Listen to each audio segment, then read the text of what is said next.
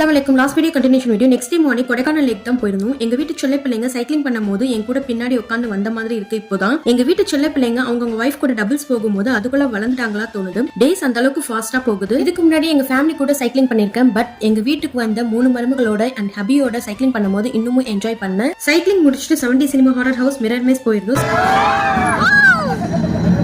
70ல போகும்போது ரியலா ரோலர் கோஸ்டர்ல போன மாதிரி ஃபீல் ஆகுச்சு. ஹாரர் ஹவுஸ்க்குள்ள போகும்போது ஹார்ட் பீட்லாம் வேகமா இருந்துச்சு. ரொம்ப பயமா இருக்கும்னு நினைச்சேன். பட் அந்த அளவுக்கு பயம் இல்ல. தம்பி வைஃப் போக மாட்டேன்னு சொன்னாங்க. எல்லாரும் சேர்ந்து உள்ள அமிச்சாச்சு. பட் அவங்க ஒரு வழியா தப்பிச்சு அங்கிருந்து வந்துட்டாங்க.